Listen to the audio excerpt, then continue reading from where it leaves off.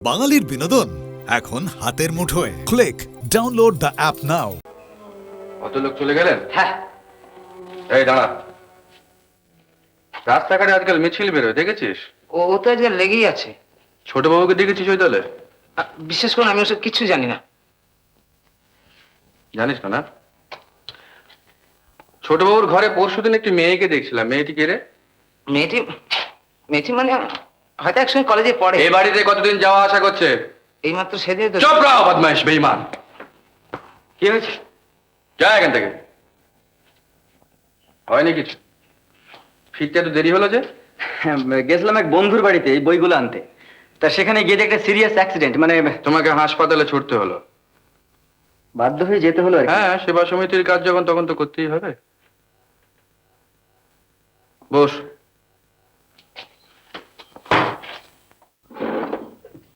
কেষ্টকে বকছিলে কেন? কেন বকছিলাম?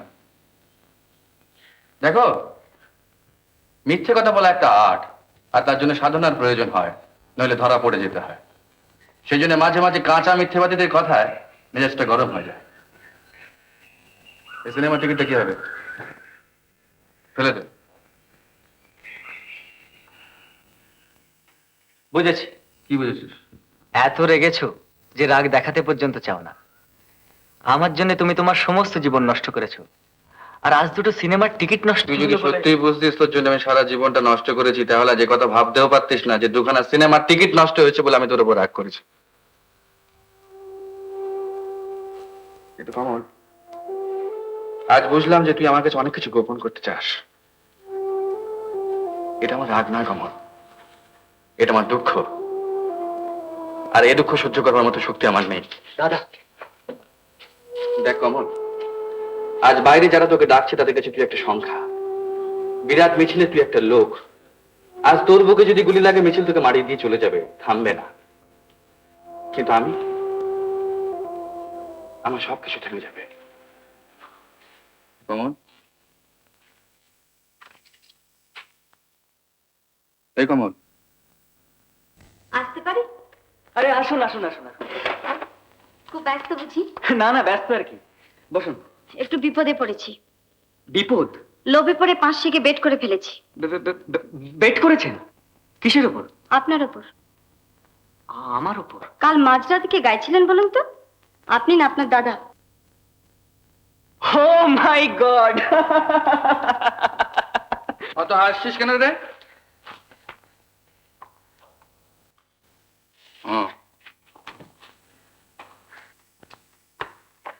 আপনাদের এই নিয়ে বেটিং চলে নাকি? চলে বই কি? তবে আপনার 5 পয়সা গেল? যেতেই পারে না। আমি শিওর টিপস জোগাড় করে তবেই বেট করেছি। আরে বাবা, আপনি যে দলে ঘোরেন ফেরেন আমার ছোট মামাও। বুঝলাম। সেজন্যই বুঝি আপনি ফ্ল্যাটে কারোর সঙ্গে মেশেন না? কেষ্ট, কাল থেকে ছোটবাবু চেয়ার টেবিল বাইরের বারান্দায় বের করে দিবি। পড়াশোনাও হবে আর ফ্ল্যাটের 5 জনের সঙ্গে আলাপ সালাপও হবে। লেখাপড়া আমরাও করেছি, তাই বলে খিল দিয়ে ঘরে বসে থাকতে হয়নি। নমস্কার। দাদা, আজকাল তুমি যেন কেমন হয়ে গেছো। কমল, একটা বছর এমএটা পাস কর, তারপর তুই নিজেকে সারা পৃথিবীতে ছড়িয়ে দে। দাদা কিচ্ছু বলতে যাবে না, কিন্তু এই একটা বছর তোমাকে আমার পুরোপুরি চাই। আমার নিজের ক্যারিয়ার আমি করতে পারিনি, কিন্তু তোমার ক্যারিয়ার আমি কিছুতেই নষ্ট হতে দেব না। আমি কোনো আপত্তি শুনবো না কমল। তা শোনো না, কিন্তু না না, কোনো কিন্তু নয়। 20 বছর ধরে যে স্বপ্ন আমি দেখে আসছি, সেই স্বপ্ন আমি কিছুতেই ব্যর্থ হতে দেব না। তুমি সেই সেকালের গার্জিয়ানের মতো ব্যবহার করছো। সেকালের গার্জেনদের মতো? হ্যাঁ। সেকালের গার্জেনরা তাদের শাসনের সঙ্গে স্নেহ মিশিয়ে অন্তত একটা ফর্মুলা মেনে চলবার চেষ্টা করত, কিন্তু আজকালকার গার্জেনরা, তাদের তো কোনো ফর্মুলা জানাই নেই। কাজে কাজে সেকালের গার্জেন হওয়ার অপবাদ নিতে আমার কোনো আপত্তি নেই, কোনো দুঃখ নেই, কোনো লজ্জা নেই। বুঝতে পারলি?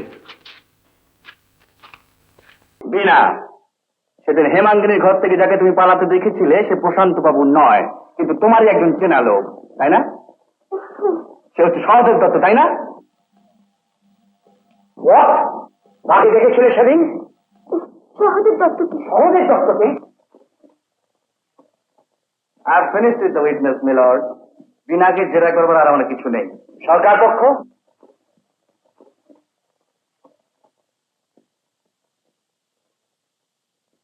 The witness is excused, my lord. No, no, he is not excused. The court does not excuse her. বিনা আদালতে মিথ্যা সাক্ষী দেওয়ার অপরাধে আমি তোমায় অভিযুক্ত করছি। আমি পুলিশকে অর্ডার তোমাকেও হাজতে পাঠাচ্ছি।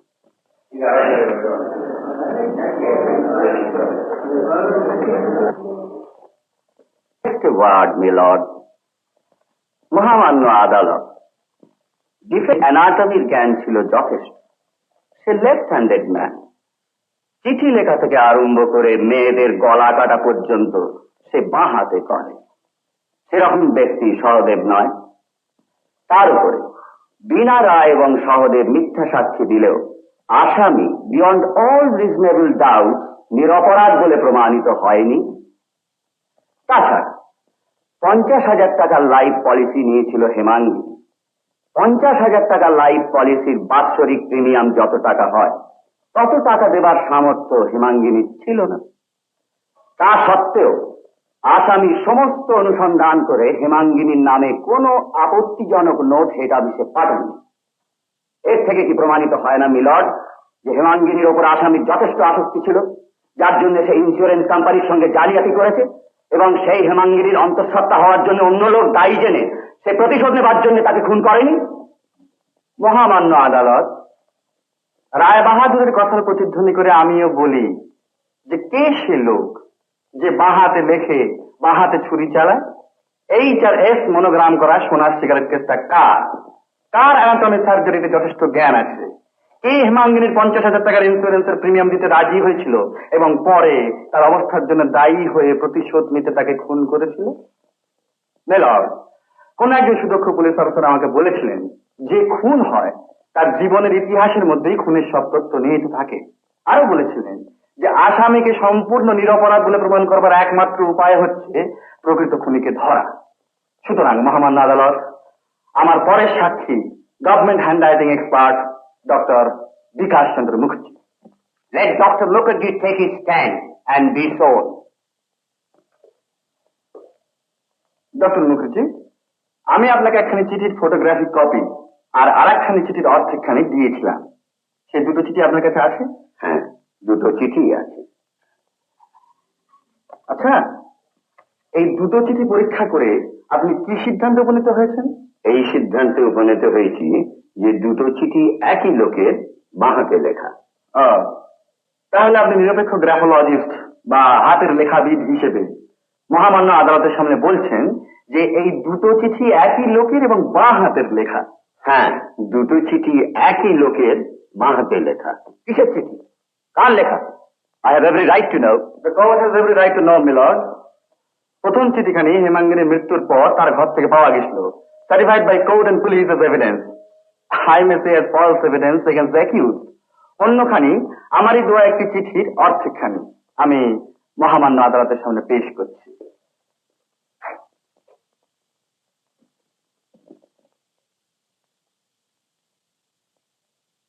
হ্যাঁ, একটু দুই এক হাতের লেখা। এতে কি প্রমাণ হয়? এতে এই প্রমাণ হয় যে 12 বছর আগে হেমাঙ্গিনীকে যে ওই চিঠিখানা লিখেছিল, 12 বছর পরেও সে ওই দ্বিতীয় চিঠিখানি লিখেছে, যার প্রথমার্থ মহামান্য আদালতের হাতে। কিন্তু লেখককে? লেখক SRH মনোগ্রাম করা সোনার সিগারেট কেসটা যা। দ্বিতীয় চিঠি শেষার্ধ কি আসামি পক্ষের উকিলের কাছে আছে? নিশ্চয়ই আছে মহামান্য আদালত। লেখকের নিজে সই করা নামও তাতে আছে। তাই মহামান্য আদালতের অনুমতি নিয়ে আমি আমার শেষ সাক্ষী ডাকছি ক্যাম্পবেল মেডিকেল হসপিটালের retired head clerk Shri Jagannath Dutta. Let him be sworn. Goodbye. Goodbye. Goodbye. Bye. Mrs. Pakrashi. Good evening, ma'am. Good evening. আশা করি সিস্টেম করা আছে। Yes, ma'am. রবার্ট এসছে? আরে মিসেস পাকরাশি যে, নমস্কার। কি খবর মিস্টার চ্যাটার্জি? কেমন আছেন? আর বলেন কেন, এই আজকে যে ড্রাই ডে এটা আমার খেয়ালই ছিল না। অফিসে বসে এক মনে কাজ করছিলাম, তারপর সেখান থেকে সিধে এখানে এসে দেখি বার বন্ধ। আচ্ছা, এসব সিলি নিয়মের কোনো মানে হয়? আপনি বলুন। এদিকে বাড়িতে যে একটু ব্যবস্থা করবো তার উপায় নেই। গৃহিণী বলেন ছেলে মেয়ে সব বড় হয়ে উঠেছে, তা আমার কথা নয় ছেড়েই দিন। আপনি হঠাৎ? একটা এনকোয়ারি। সরি ম্যাম, ওই দিনে ব্যাংকোয়েট রুম পাওয়া তো হচ্ছে। আপনাদের মহিলা সমিতির মিটিং এর দিন যদি কাইন্ডলি পিছিয়ে দেন তাহলে। কি বলছেন আপনি? আপনি জানেন কার সঙ্গে কথা বলছেন? মাধব পাকরাসের ওয়াইফ ব্যাংকোয়েট হল পাবে না? আগে স্যার, আমরা তো চেষ্টা করছি। ঠিক আছে, চলুন তাহলে একসঙ্গে ফেরা যাক। ম্যাডাম, এতক্ষণ যখন অপেক্ষা করলেন তখন যদি আর একটু অপেক্ষা করেন, আমাদের ম্যানেজার মার্কো এক্ষুনি এসে ও, পড়বে। আমি বরং তাহলে একটু অপেক্ষা করেই যাই। আপনি তাড়াতাড়ি বাড়ি চলে যান মিস্টার চ্যাটার্জি। একদিন হয় ড্রিঙ্ক তাই করলেন। ওই আপনাদের মেয়েদের স্বভাব, সব মেয়েরই এক না, ড্রিঙ্ক করো না, ড্রিঙ্ক করো না, ড্রিঙ্ক করুন। আচ্ছা,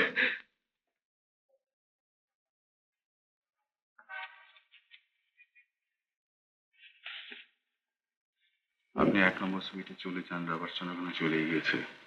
আমি রাবারসনকে যে সুইটে করিয়ে রেখেছি খাটে।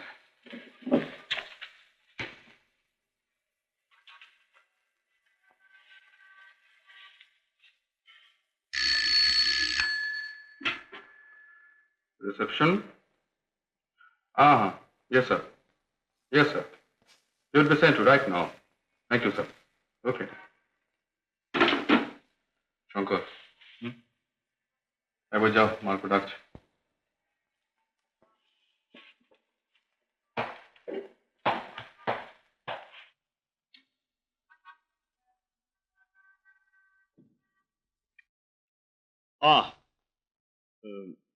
Shankar, will you kindly do me a favor, please? নিশ্চয়ই স্যার। একবার বাইরনের যাবে। Yes sir. তাকে কিছু বলতে হবে? যদি বাইরনের সঙ্গে দেখা হয়, বলবে mister Marco polo is impatient. কতদিন মার্কো পোলো অপেক্ষা করবে? Okay sir.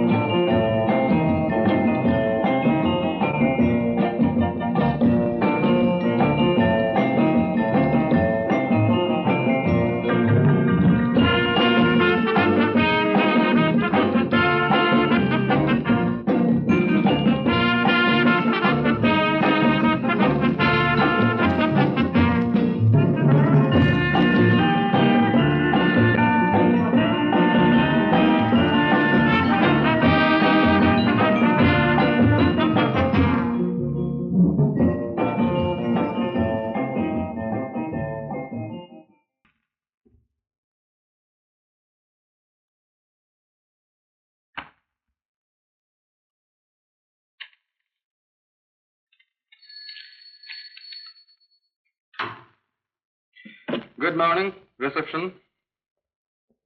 Yes, sir. Yes, sir. It will be done, sir. Right. Thank you.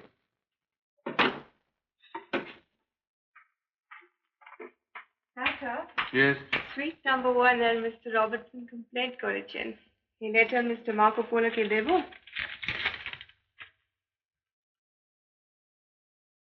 Oh, for God's sake, don't do it. এটি মার্কোর কাছে গেলে পরে আমাদের লেলিন সাহেবের চাকরিতে থাকবে না। Anyway, you don't bother. I'll see to it. Okay? ওকে। লিলিন সাহেব? আমাদের লিনিন ডিপার্টমেন্টের ইনচার্জ নাটাহারি বাবু, আমি নিত্যহরি ভট্টাচার্য। ভদ্রলোকে নিয়ে আর মারা গেল না। এই কমপ্লেনটি মার্কোর কাছে গেলে পরে ভদ্রলোকের 14 জেনারেশন উদ্ধার করে ছাড়বে। রবার্টসন সাহেব কমপ্লেন করেছে যে কালকে রাত্রে 1 নম্বর সুইটে বালিশ কম ছিল। এনিওয়ে, কমপ্লেন যখন করেছে তখন একটা ইনকোয়ারি করে দেখতে হয়। তুমি আবার চলে যাও ভট্টাচার্য মশাইয়ের কাছে। আমি? কি পারবে না? আচ্ছা, এটা নিয়ে যাও। না, থাক।